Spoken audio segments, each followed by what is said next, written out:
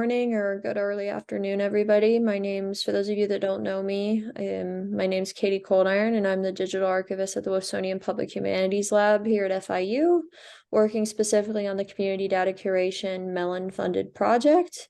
And I'm joined by my colleague, Rebecca Bacher, who's the digital collections librarian at FIU Libraries, who also works really closely with us on making this grant happen, and specifically with the dPanther piece of it. You can see the dPanther logo up there.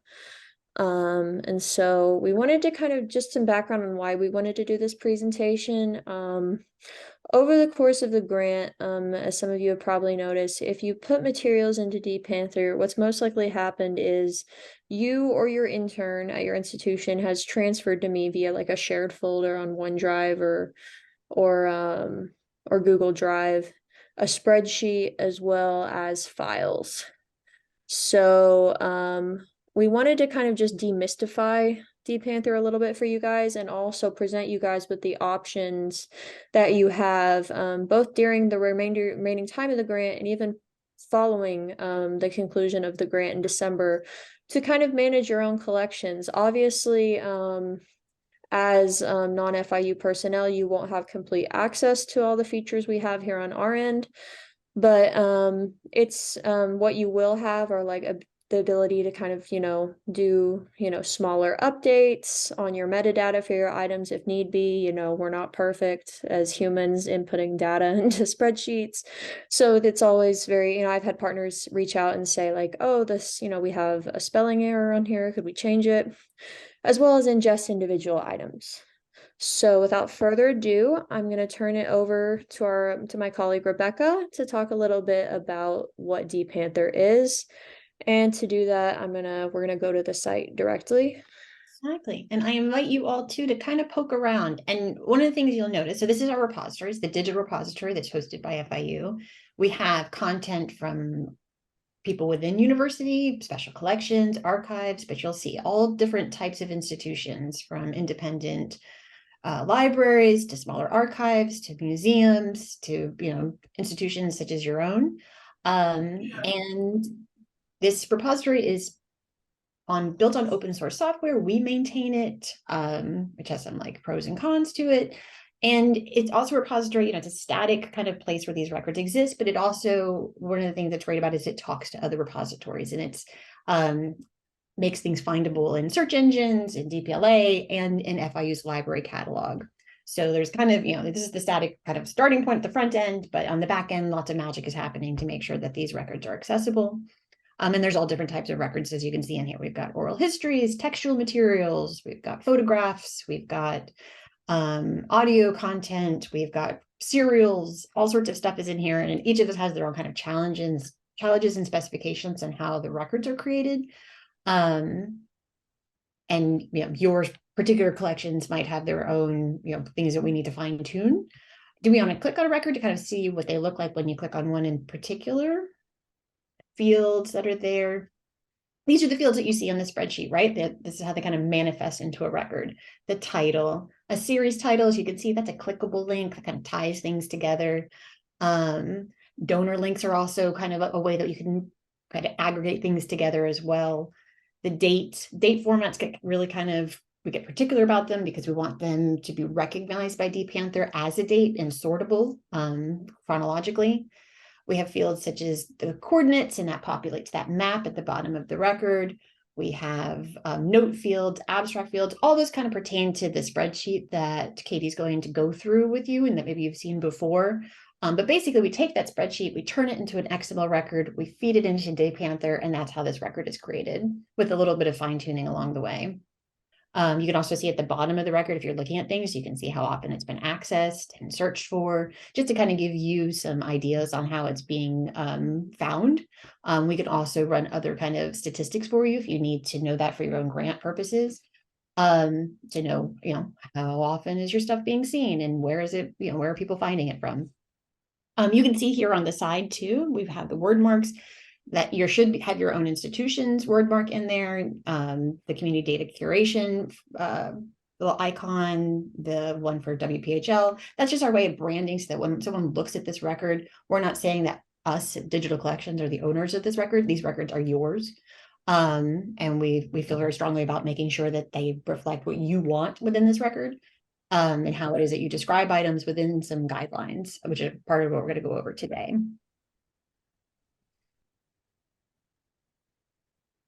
Anything you think I missed, Katie? Katie and I kind of we're tag teaming in here. So I might jump in if I think there's something she, should have mentioned and didn't, and vice versa. And also please do, if you have any questions, just let us know at the end. Hopefully we have a chance to kind of talk about it. I'll just add real quick that the word marks, they include links to your respective institutions pages, which I can go back and show you really quick. So our link right here.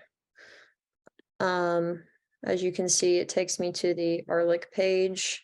If you all ever see, as you know, I'm sure that's pretty much implied, but if you ever see anything wrong, or you update a website URL or something, please, feel free to tell us, because that's something we have to do on our end to make sure we have the right. You'll see each collection also has its own kind of landing page, and that's where you get to describe kind of a little contextualization of your collection.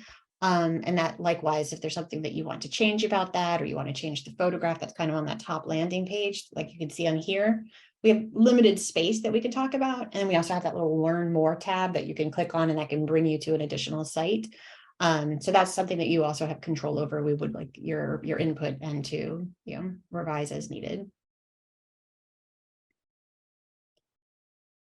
So there are a lot of things to think about when you're selecting materials to be added to dPanther. One of the top things to think about is whether or not you have the right to do so, and whether or not there's copyright clearance. We certainly don't expect you to become copyright experts, and we don't put ourselves out necessarily as copyright experts too, because it is a very complicated kind of thing. But ideally, you should know where your stuff came from, whether or not you have the right to have it, whether or not you have a legal right to it. You should know the provenance of whatever items that you are digitizing or going to be putting up.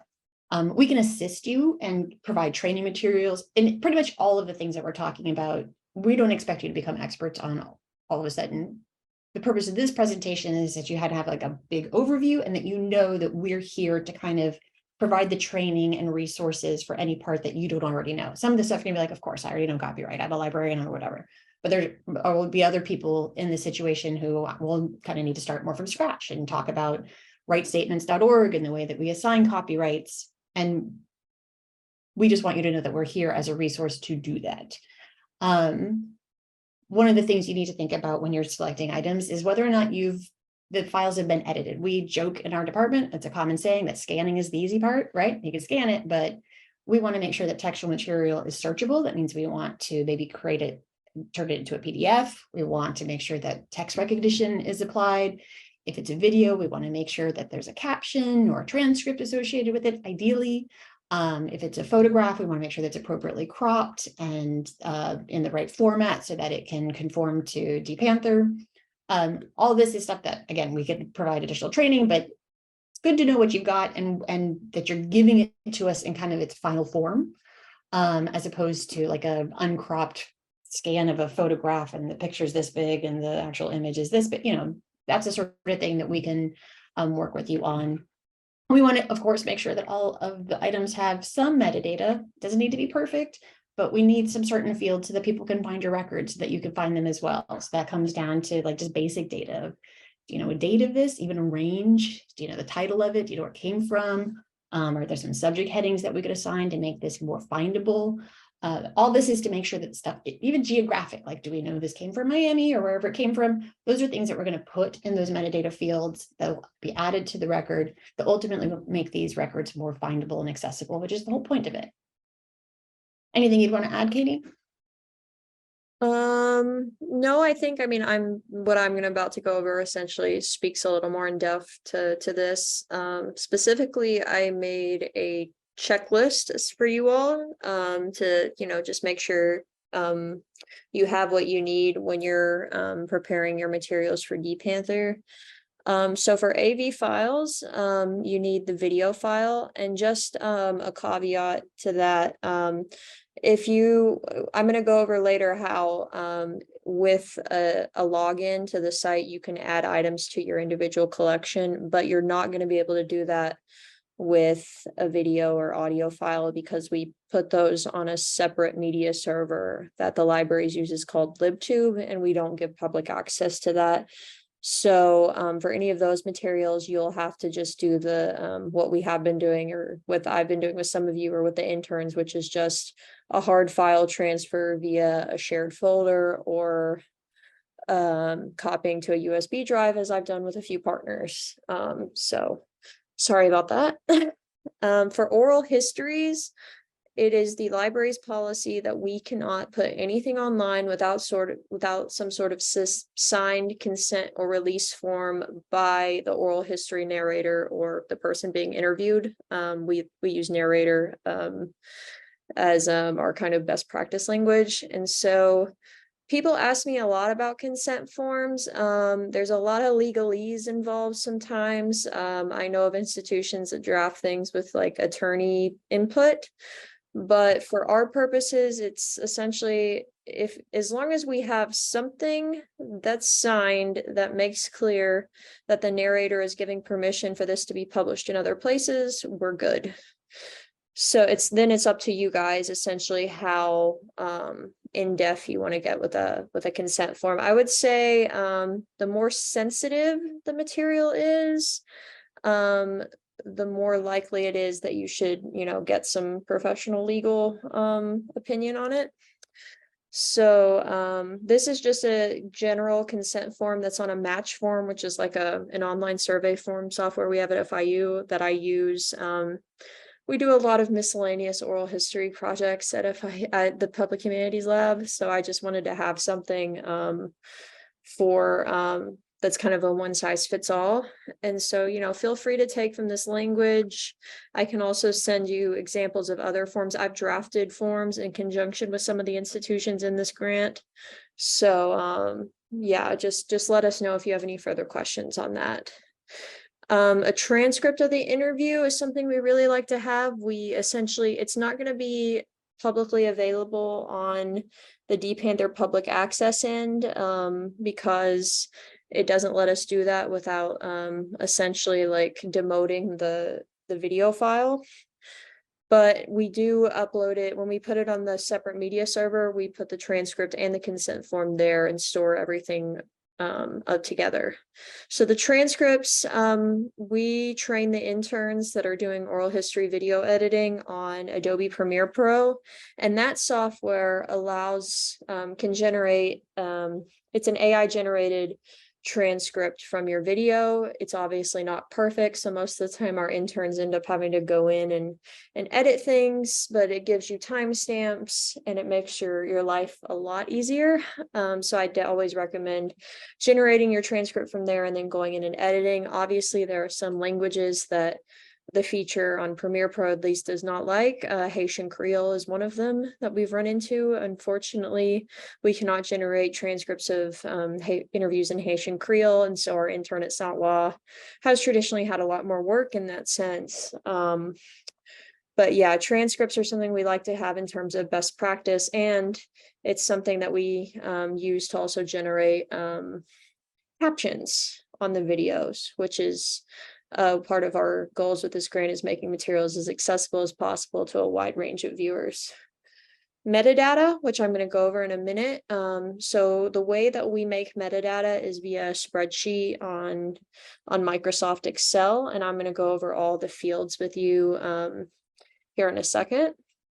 And then for video materials as well, we like to have a thumbnail image, and I put the dimensions there as well as how to save it. I know this is you can do this in Adobe Photoshop, but if, you can feel free to come tell me, hey, this isn't working, and we can easily generate those on our end as well. So still images and PDFs, they're a lot easier. So you only need to make sure you have two things. The files themselves, for in digital collections best practice for still images, we prefer to have TIFF files, .tiff, rather than like JPEGs. Although you will see in the public end of dPanther that the website, what a JPEG is generated there for access, but your TIFF is still there. It's still archived. And that's, what we prefer to have, because it's TIFF is kind of considered the highest quality, almost equivalent to like a raw photo file. So, and then metadata, of course, which I'm going to go over here. So yeah, one thing I would like to add as well, if you're digitizing a collection, which this has only happened with one of our institutions, if you're digitizing a collection that is not the property of your institution, you might need to get some sort of permission from the person who does own it. And we do have appropriate forms for that. But yeah, that's just something to be careful about. I don't think that's going to apply to most of you here, but I just wanted to bring it up as it has come up. So what should your metadata look like? So what I'm going to do essentially is show you a template that I have made that I am going to drop a link for in the chat and also pull up here.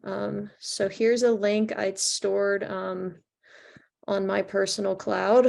So that should, I don't know if it showed as a link. oh, well, I'll copy it from here. Yeah, maybe there. Yeah. Sorry about that. So I just wanted to go over these fields with you all really quick.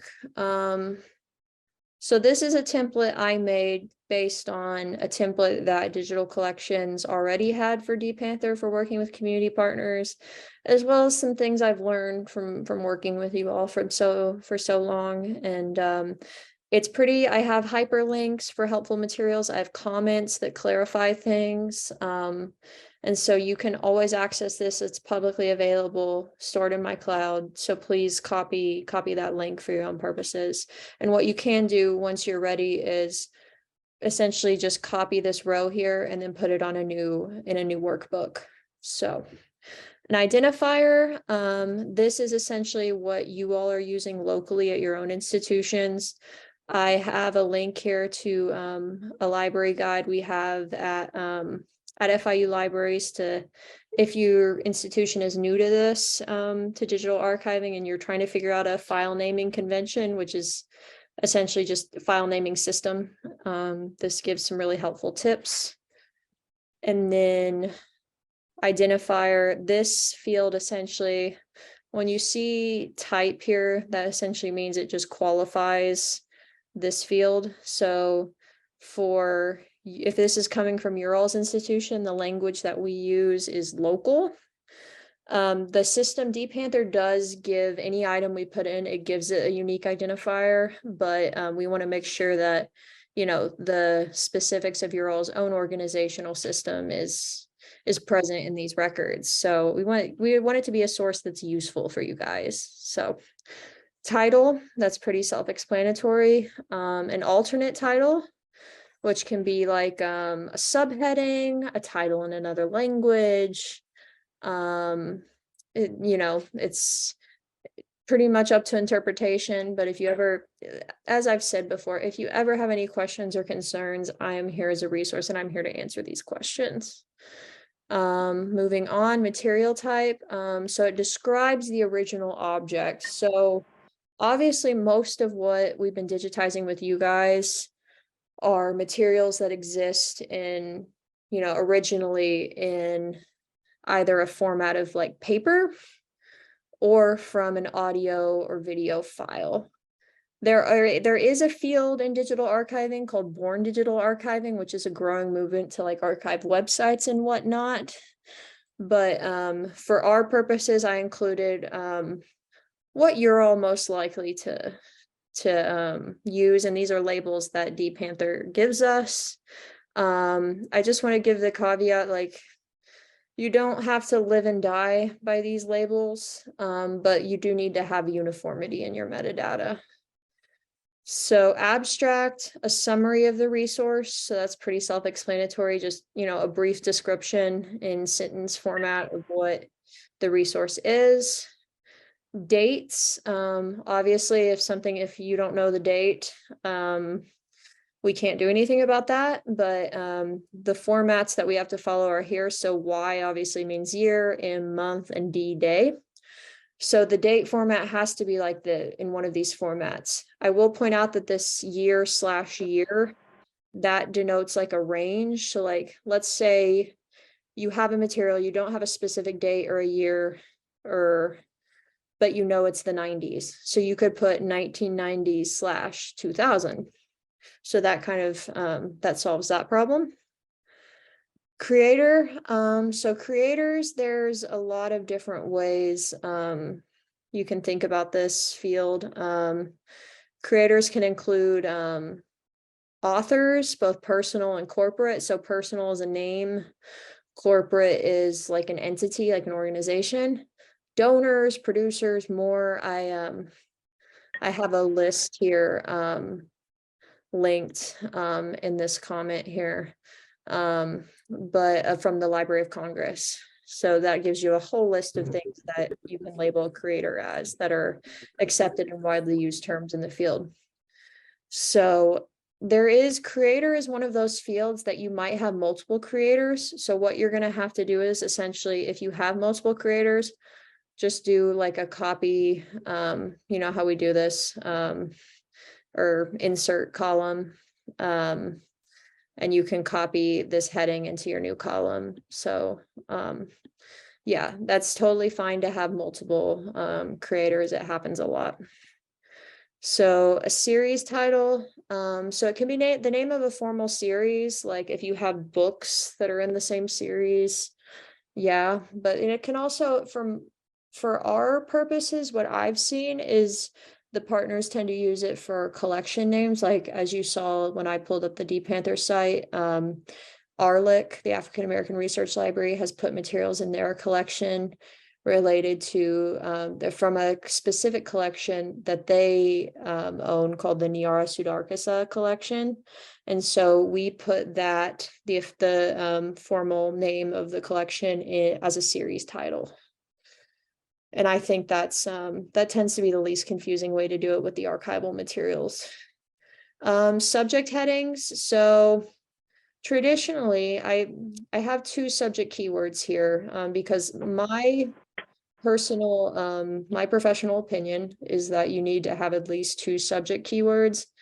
But I do want to point out that you need to separate your subject keywords. I've seen metadata sheets where partners have like 40 subject keywords. I mean, I love how in depth, but if you're going to have 40 subject keywords, you need to have 40 columns.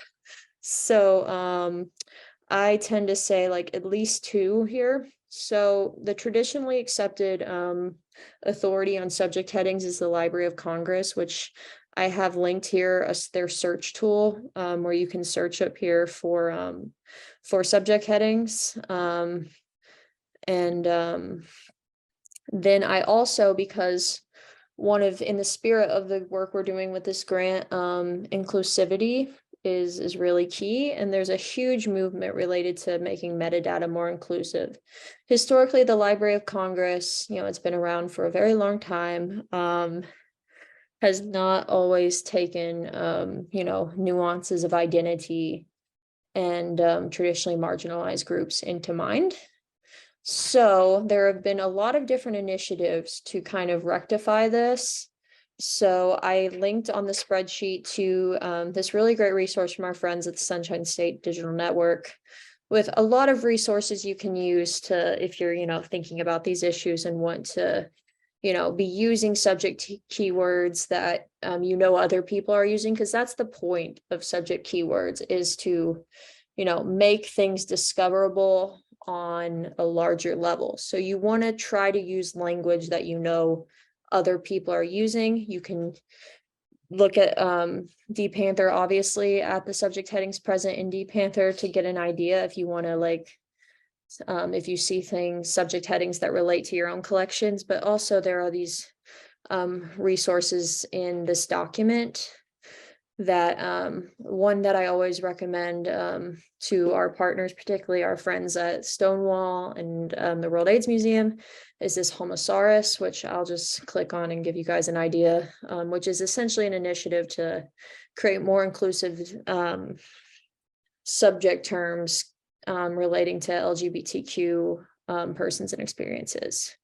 So, for example, if you're in the Library of Congress catalog and you just see a headline or see a subject heading that's HIV/AIDS, this will give you all kinds of different terms that fall under that umbrella if you want to be more specific, because obviously HIV/AIDS is a very large subject heading. So going back to our metadata, format. So for still images and PDFs, we tend to use the file type. For audio and video, we like to use the length of the video itself. That's kind of the system we've adopted, putting things into our to the system. We also physical description is another way that we have this labeled sometimes. Either is fine. And we can have it show up as physical description within dPanther itself. So yeah, I built this template from the software we use to create the individual records. So that's the language they have in there, but we can, change anything within the code. So then language, obviously, that's pretty self-explanatory. Like I said, with the creator field, if you have more than one, it's fine. You just got to do the insert columns and copy this label and paste. So we have, at least at one partner, we have things that are in 2 languages. So, it's language 1, usually the one that's the most present. So like Haitian Creole, language 2, English. But I think most of other materials I've seen from our partners have tended to be only in English, and that's fine. Excuse me. So for publisher, that's pretty self-explanatory. It's looking at the original source. But for the oral histories, I just wanted to give this caveat. We tend to make the publisher your individual institution for those. So moving on, geography area, we do the LOC, the Library of Congress guidelines, which is country, 2 hyphens, state, 2 hyphens, city. Latitude and longitude, as you saw in the dPanther record we pulled up, we put your institution's coordinates, and that's kind of extra advertising for you guys so that anyone viewing these materials online knows, hey, I can go see the real thing in person at this place. So I tend to use latlong.net, which is linked here, to find latitude and longitude. Also, if your institution's already ingested materials into dPanther, then it's in the record, so you can also copy and paste from there. Rights, that's copyright. As you know, it's kind of it's one of the more complicated things, particularly if you're, just starting to assess copyright. So I am linked here. What the copyright statements that we use have to come from rightstatements.org. That's kind of the library norm, which is linked here. And so this essentially, I would go to statements and I would pick the most appropriate statement for my purposes. If it's public domain, it'll be under this no copyright, but in copyright. So this is just a general statement. And then if the copyright holder has permitted for educational use or non-commercial use. I know for one partner who holds copyright for some of their archival materials, I kind of talked with them about like, how do you want to make this available? And we agreed on non-commercial use. And so once you know what statement, and then also, if you know something's in copyright, if there's an author listed or whatnot, and you can't locate the person or even if you can't identify someone, but you are pretty sure it's in copyright, then you use the statement down here. But so once you know which statement you need, you would copy this URI, and it has to be this URI. You can't just click on this and copy and paste from there. That if you're trying to aggregate your materials later to Digital Public Library of America, that will give you problems. So it has to be that URL on the first page. Or the one right here. So moving on. And then also I have in the comments this really great YouTube video kind of giving demystifying copyright. It was a workshop done by our friends at SSDN a while back. And so I recommend looking at that if you're kind of unsure. But excuse me. And then genre. I tend to use the LOC genre list, which is linked here. It'll give you a whole list of essentially what we call controlled vocabularies, or things that are being widely used, at least in the Library of Congress system. Library of Congress tends to set the standard in our work. Obviously, Library of Congress has its limits, which is why all these like inclusive metadata initiatives have arisen.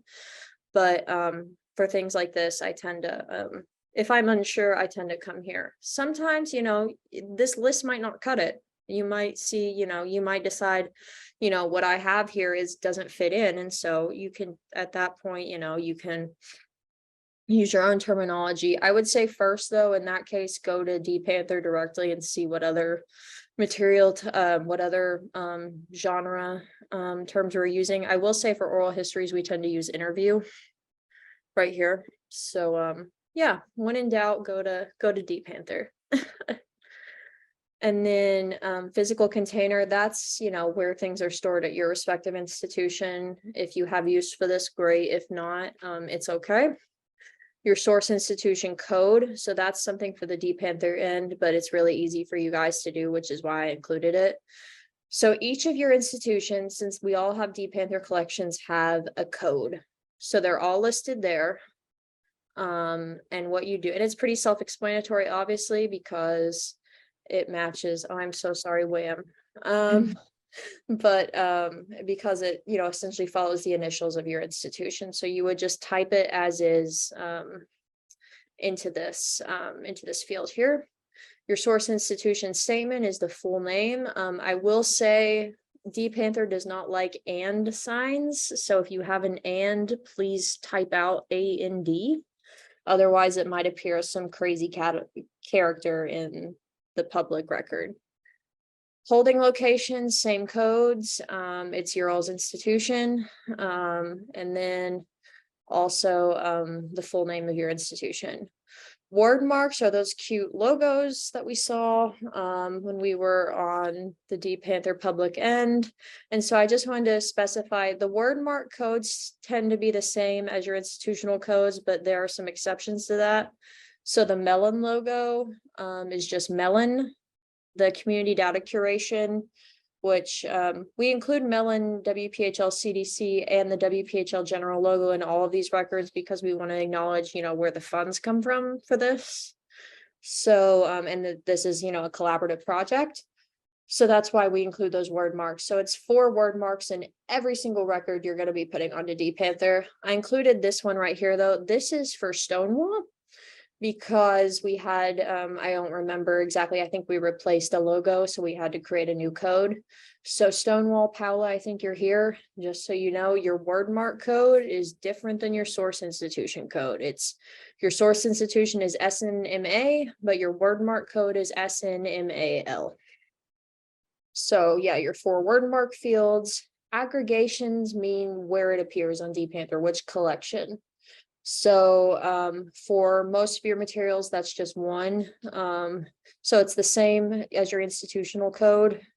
So you just put WHAM or Viz, ARLIC, whatever your code is here.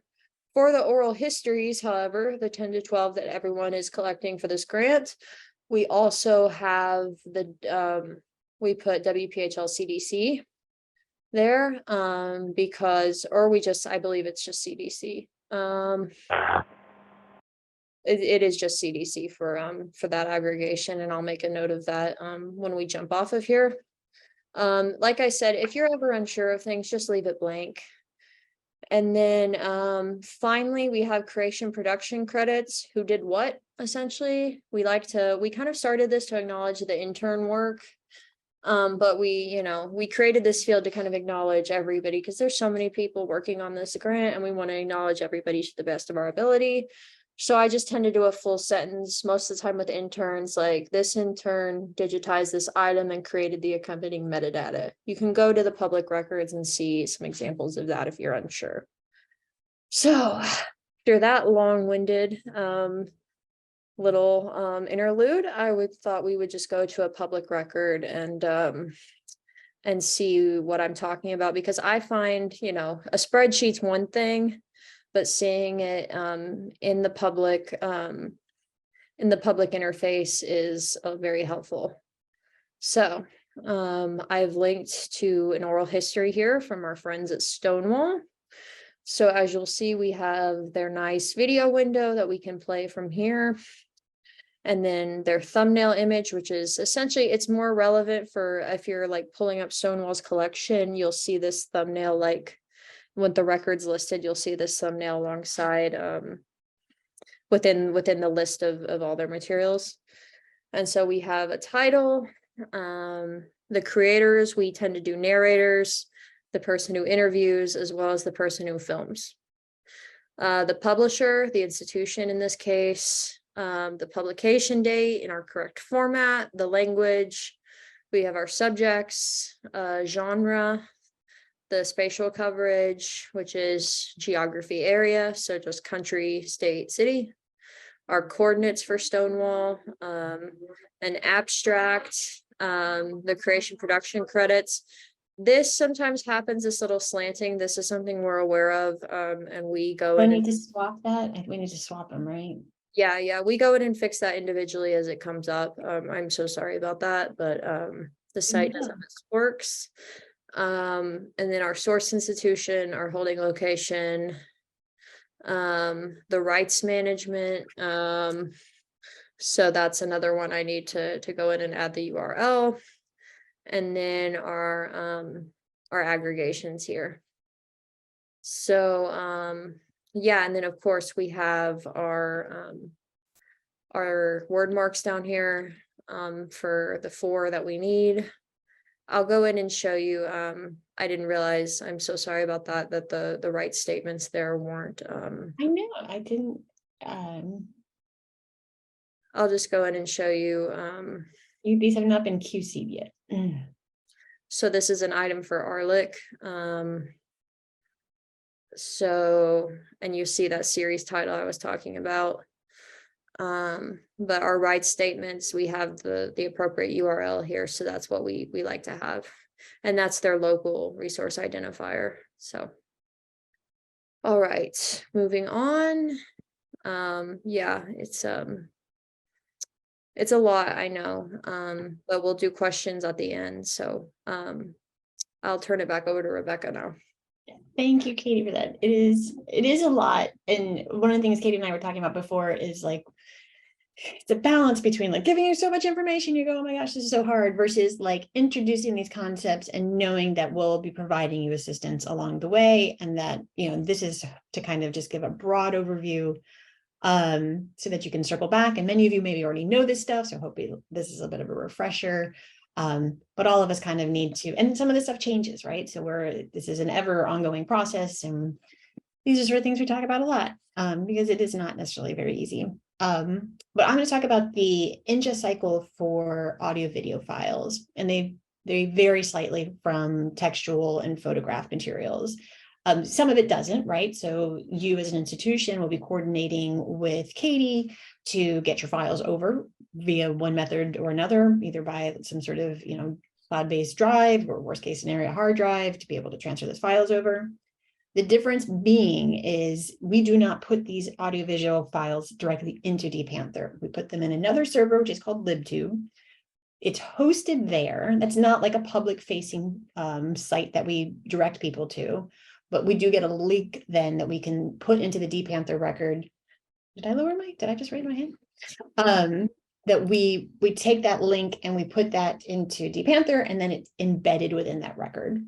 So that's a complicated way of saying that, you know, kind of it lives on a server, and then we are putting it into the dPanther record just because it doesn't, dPanther's not set to have the server space to hold these bigger files. A lot of this audio video stuff is a lot bigger, as you can imagine. So libtube is the server. videos take up a lot of space. It's a good place to put it. If you have a large amount, say you have like 100 of these, we would maybe tweak our workflow and batch upload them in. I think in some situations we've given people access to LibTube if they need it, but for the most part, we're the ones ingesting it into LibTube, and either your institution or ours would put that embeddable link into the record. And then Katie and I coordinate for the creation and ingestion of that other metadata into the record, along with like a thumbnail. There's audio video can be a little more complicated, but it's really good stuff, right? So we can go over that kind of more if we need to. But then I'd like to talk about kind of just the general still images and PDFs. And that's very similar. It's easier to do just a text file or an image in some ways, right? So you still have the files that you've got at your institution, we get them over to Katie through some, magical based way of getting the files. We create the records through that spreadsheet, which gets turned into an XML record, and then Katie and I coordinate to get that ingested. And then those records are created into dPanther. If your textual material is just like an image, we might turn it into a PDF. We might apply text recognition so that the full item is searchable.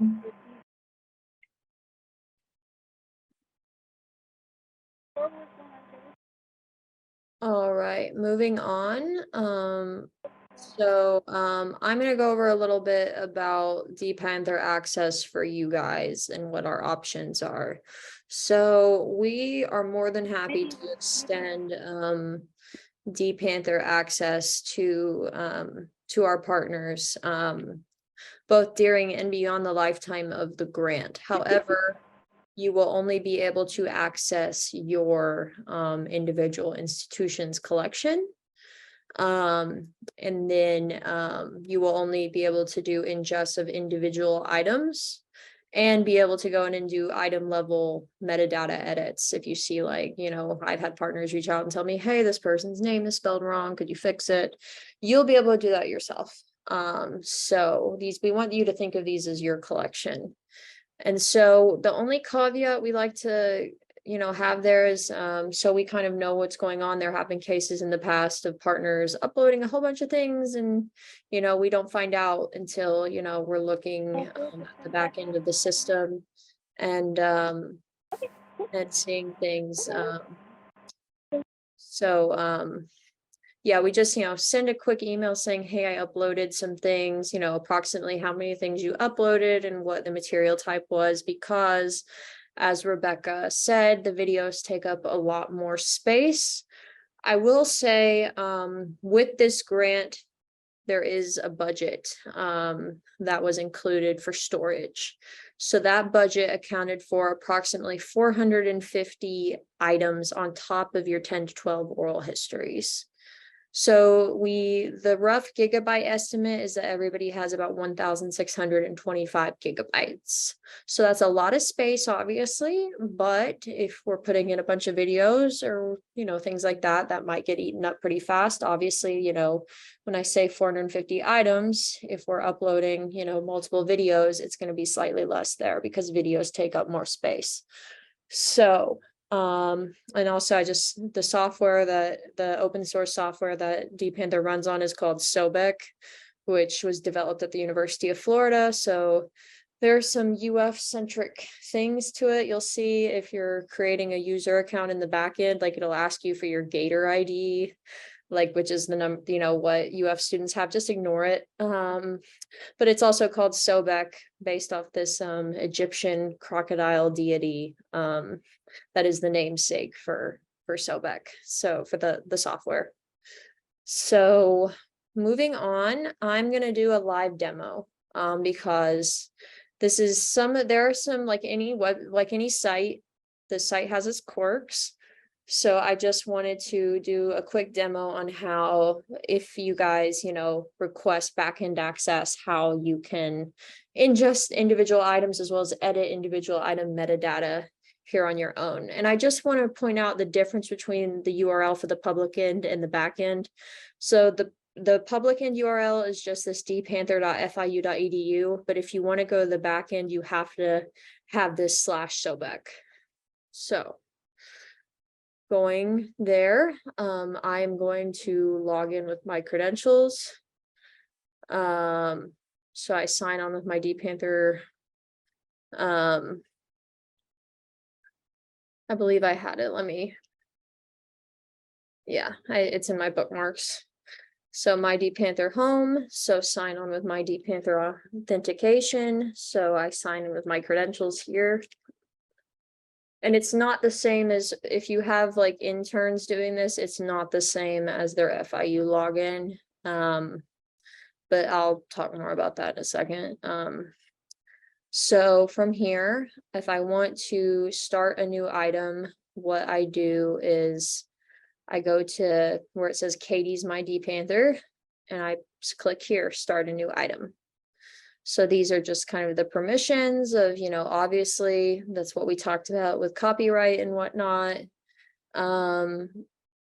Be cognizant when you're, picking things to go online, because takedown requests do happen. It's not usually that big a deal, but obviously, like, just be cognizant is what this essentially means here. So when I'm creating a record, I don't fill in all of these fields initially. I know it's kind of confusing. What I do is I fill in a title, and I pick my resource type, and then I pick my holding location and my source institution. So I've been working on materials from from Saint Law. So I'm going to ingest an item that I have both metadata and a file for.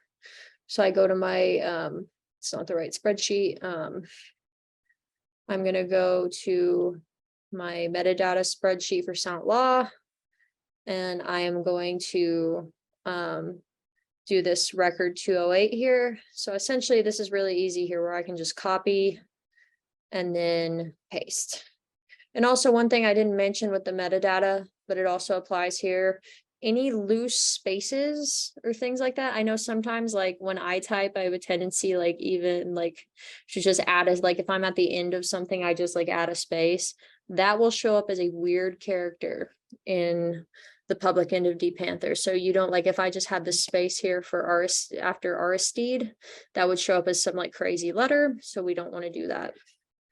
The resource type is, for this in case, it's archival. And then my holding location is Saint La. And then same here. So this will say added automatically. I tend to have to type it in. Sometimes, for not all the partners it does this, but yeah. And this assigns it the unique, unlike when we do batch ingest, we have to generate unique identifiers for dPanther, because I said, dPanther assigns we have to have a dPanther unique identifier on top of the identifier you might use at your institution. When we fill out the form like this, it assigns us that unique identifier for dPanther automatically. So then I click next. I upload my files. So I have all of these on my desktop. So my corresponding file here, the correct file name. That's one thing. Also, if you're sending me files with a spreadsheet, please, please, please make sure that your file names are represented on the spreadsheet, so I know which file goes with which metadata record. Very important. And so that file, I tend to say, like, the best way to name your files is with your, the unique identifier you use on the ground at your institution. But yeah, just make sure that, those match, so we know what we're looking at. It may not like that your file has dots in it. I'm interested to see what happens. Yeah, there's always new things. Like, I constantly am learning new things with this website. I'm on it all the time. So, and this is another reason why we like the batch, right? To see it all in a spreadsheet and to have it, yeah, looks like it did it. But sometimes it doesn't. See how it turned those dots into underscores though? Yeah. And so that essentially, so just to clarify what you're seeing here, this is our original file. this is what's gonna, if you saw the record I pulled up from Arlic, the photograph, the JPEG that's gonna come up is that's represented here, and this is our thumbnail. So, which is automatically generated when we're putting in, well, most of the time it's automatically generated. Sometimes there are quirks, but in an ideal dPanther world, your thumbnail is generated automatically when you're putting in still images and PDFs. So I'm just going to push submit. Another thing that is unfortunate about dPanther in your file name is if you have diacritics or accents in your, like say it's a person and you named it that and they've got accents in their name, dPanther doesn't like that either, unfortunately. So from there, I would go in, I view the item, and you'll see that is what is present in the public end, right? Well, it's not present in the public end because it doesn't have an aggregation, but if I want to add my other metadata fields, I just go in here and fill it in as it is on my spreadsheet. Subjects and notes, record information, so our source institution and our holding location. So to make sure the materials are aggregated properly, what I have to do is go I push cancel to go back. I do go to this top portion called edit behaviors, which this is kind of confusing. It can't be this I sant law. All of your collections have that kind of separate aggregation name, but if I want it to appear in the public collection, I have to choose here sant law.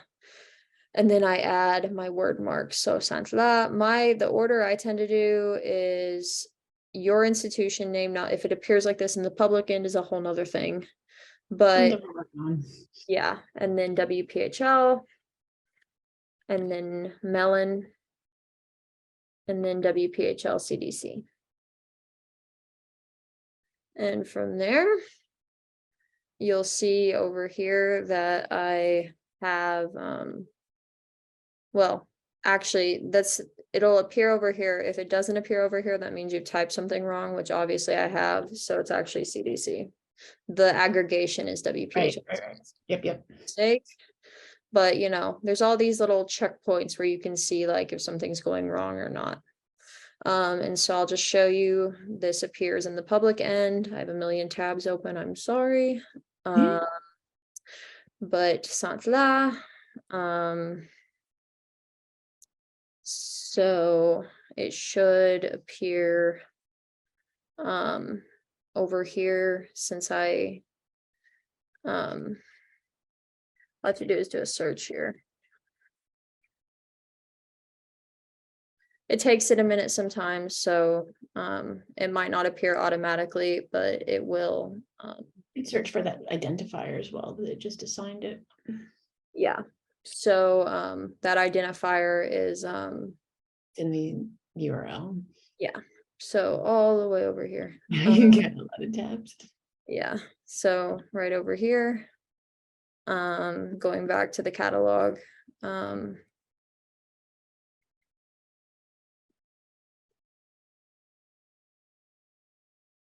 going home, and I can just paste that here.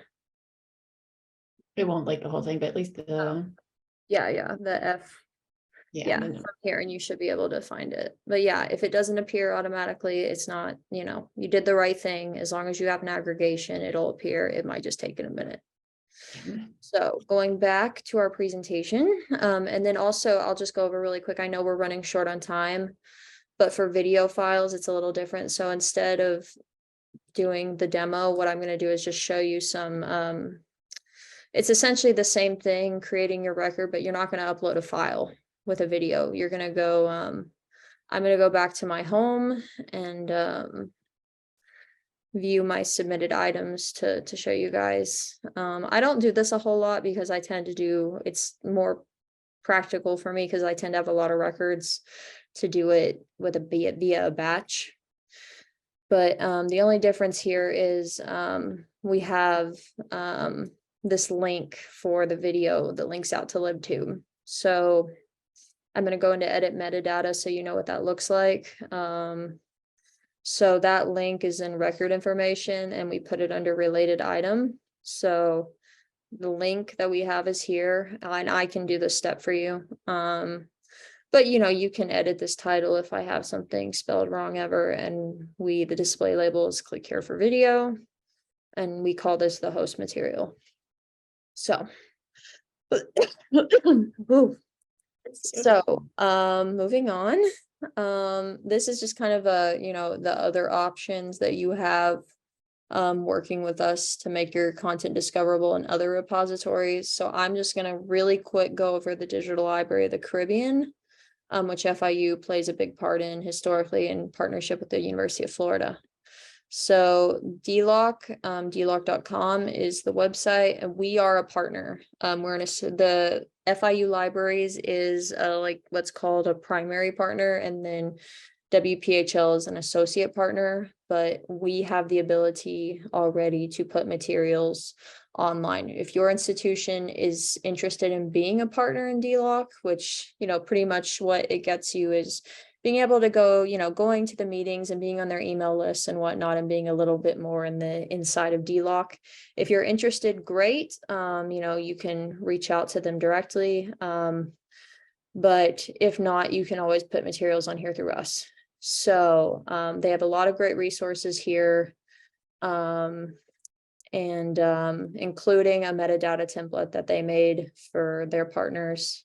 So if I am putting materials from you guys on here, I'll have to adapt my metadata to fit their template.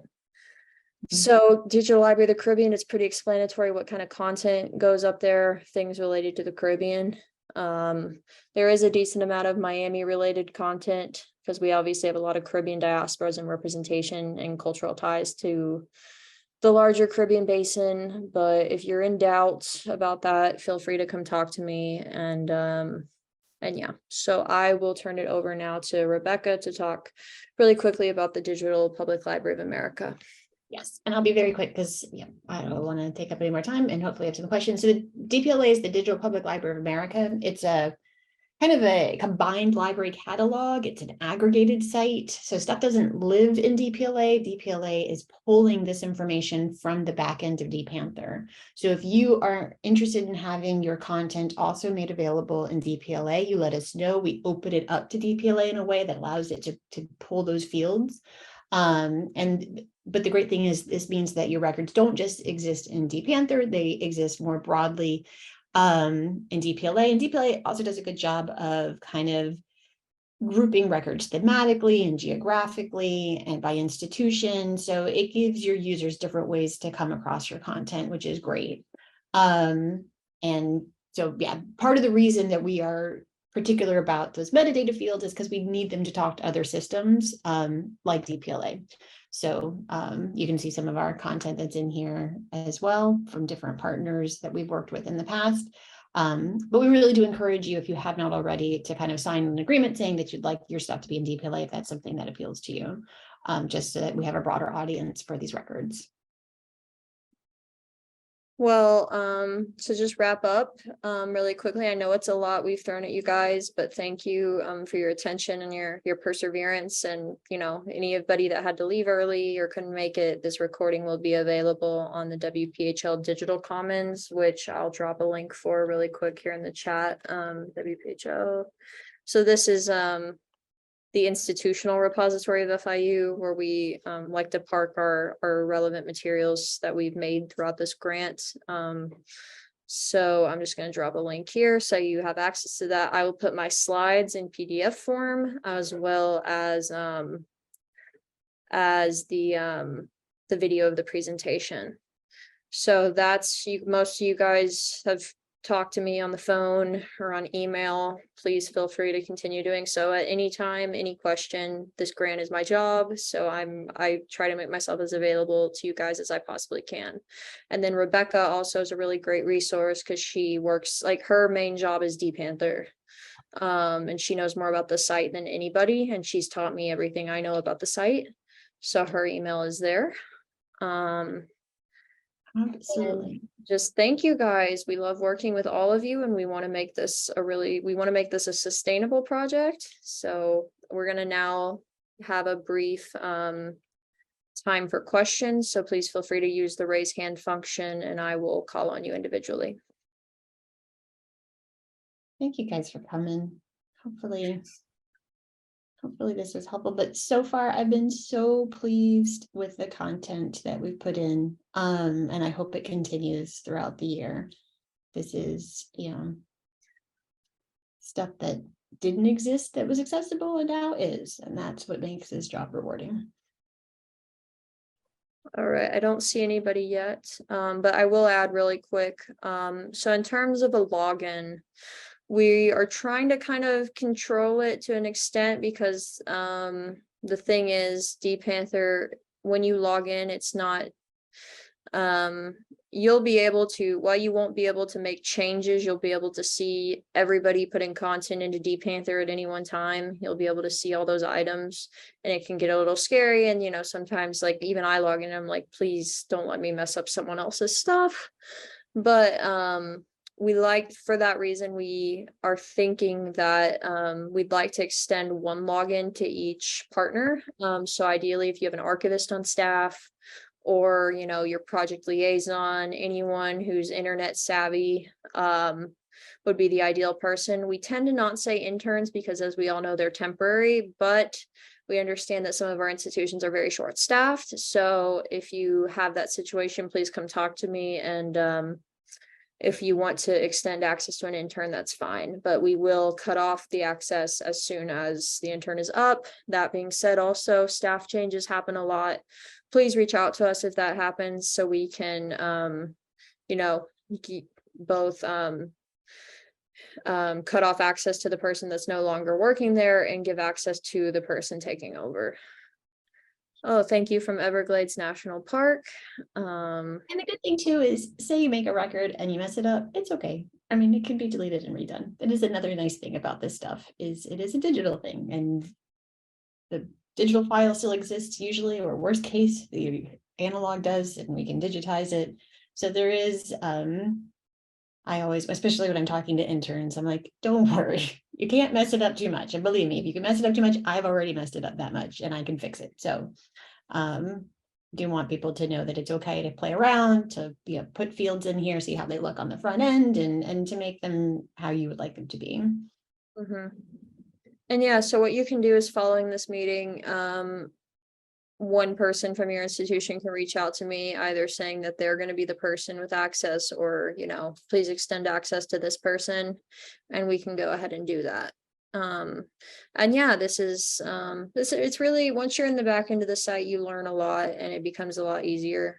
I know we've thrown a lot of information at you all, but and also, this is optional to have backend access. We understand sometimes, it is easier to just, outsource the things to those of us who work with dPanther directly, and that's fine. And so in that case, what we do is continue to request our hard files and a spreadsheet.